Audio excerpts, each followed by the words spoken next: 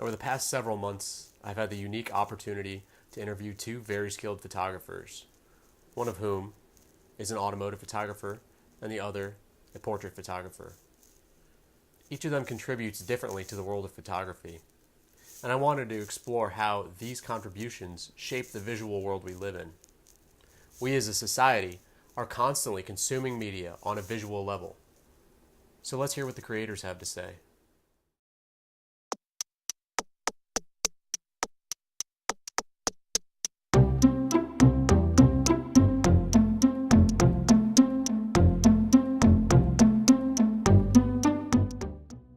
Hi, I'm Rania. I'm 21 and I'm from Jacksonville, Florida. I'm a portrait photographer commercially and non-commercially. So basically how I got into commercial portrait photography is I started off taking pictures of my car. I thought it was really awesome build and everything. So with my iPhone, would take pictures of it randomly, edit it, make it look cool, put it up on the gram, Facebook, Twitter, all that stuff. I'm just trying to get my car out there. It's really weird that I'm in a portrait photography now. My friend, he kind of asked me to go out to one of the events here in Jacksonville. It was called the Community Sunrise, and I did a picture for him. He asked me to take a picture for him, and I was like, all right, sure. He's gonna post it up on his website, and I was like, all right, cool. So I did, and he said I was actually really good at it. So I was like, all right, maybe it's something I want to do. So I looked into shooting my other friends and kind of getting to know them better, and absolutely loved it. I got to know a story behind them. I mean, Where's Your Car doesn't really have a story. It's just something you build, and that's the story really. So I got to know more people, build a relationship with them, kind of figure out who they were, and post them on social media, and people just started hitting me up for couple photography, taking pictures of couples, portraits, and then just weddings, which where I'm at now, just doing weddings, and just on the side do couples and portraits, stuff like that. So basically, when it comes to the business aspect and how the photography actually impacts the world as a total, you have multiple aspects of it. You have your social media aspect where you're always on your phone, constantly looking at your phone. You're walking around. What are you doing? You're waiting on a bus or something like that. You're looking at your phone, and you're looking at people's photos that they taken on Instagram, most likely, or Facebook. It's literally 75% of what you're looking at your phone is a photo. So I think photography inspires me on a day-to-day basis through if I see an image online that is insane, we're talking the colors are amazing, that the photographer really worked hard on his tone curve, his editing, his certain details that are sharpened and whatnot. It makes me want to go out and create content. It really builds that constant creativity for me. I'm never in a position of not being innovative when it comes to photography, and a huge part of that is seeing my friends shoot people or shoot landscapes or cars or whatever it might be. Huge inspirations of mine, and that's how I got into the photography I'm into now. I mean, I've known a lot of people that were not into photography. I wasn't into photography. Everybody has a creative side of them. You just got to tap into it.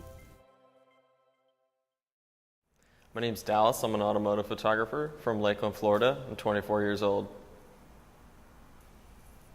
So when I was 14 years old, I was heavy into gaming, and at one point I realized I needed to do something different, and I asked my dad if we could go get a camera, and I started off with a really small consumer, Nikon, and that was when, I was 14 years old, so I got into portrait work for high school, around 9th grade.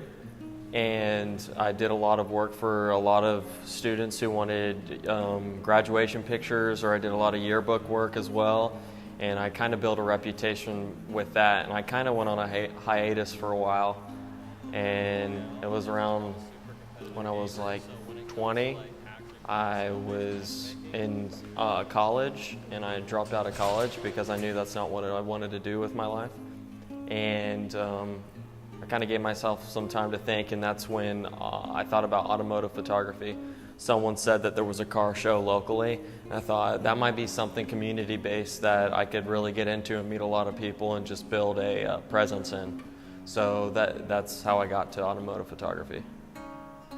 So when I started with car shows to really build a reputation And it took a lot of time to get to know people and build a name on social media as well, because that's really important now. And after a year of shooting, I built enough to where I could start charging and start making it something that I could do a lot more rather than just a side hustle, because I was serving as well. So after a year of doing that, I stopped doing car shows and I started focusing on individual clients around Central Florida, Orlando, Tampa. I hadn't yet gone to Miami yet because I couldn't afford it, and I didn't really know anybody down there because I built the reputation in Central Florida. And after about a year and a half, I started charging enough to where I could make it like my full-time job, and I really wanted to get out of the area because I've never done that before. So I kind of just bit the bullet and drove around the entire U.S. I drove up to New York, and then I drove all the way west to Seattle, down to California, and back to Florida eventually. And that took me about 2.5 months. And then when I came back, I found a lot of work with companies like Ultimate Auto out of Orlando, PSI, Carbon Works out of Orlando as well. And then that's when I really started building a lot of clientele down in Miami, and that's when I started making a bunch of money, and that's about where I'm at right now. I think photography has a huge influence on people in this era, because social media is huge at this point, especially Instagram, which people can build so much influence through just posting images. If it be like landscape, automotive, portrait, people can just come together as a community and kind of just build a lot of exposure through that. After shooting for a certain amount of time, I gained a lot of experience with post-processing and trying to figure out what a good image can be. And through that, I kept posting on Instagram, and I built a community coming to me to ask me questions about how I take my photos, which I've learned over time through trial and error.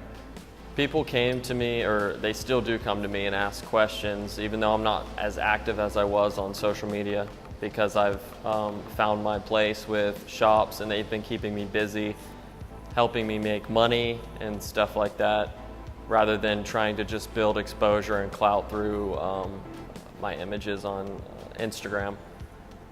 But yeah, people used to come and ask me questions when I was active, and I would try to help them as much as possible with simple things like using a brush or just Photoshop in general, because a lot of people enjoy Lightroom because of how easy it is. But I feel like you can produce better images through programs like Photoshop. So now accessing a good image isn't as hard as it used to be. People can buy phones, and they have like 12 megapixels on them off rip, and they can produce what they call a good image. But I don't believe there's a universally good image. I feel like it's subjective to whoever's looking at it, but most people can tell a good image from a bad image just by looking at two side by side. I feel people that invest a lot of time into photography, that buy DSLRs, mirrorless, whatever they're interested in, their lenses, learning programs for post-processing, I feel like those people find themselves in a better position because they take the time to learn everything. And that shows whenever they post on these platforms like Instagram, and that's how they build their exposure. And the ones that are consistent will inevitably find themselves somewhere as long as they commit to it. But back to iPhones and people using those, I just feel like those are hobbyists, and eventually they won't, they'll reach a climax and they won't be able to progress any further. The rising action will inevitably fall with the equipment that they're using. So they'll eventually have to, expand if they want to become a professional or see themselves doing this full time later on.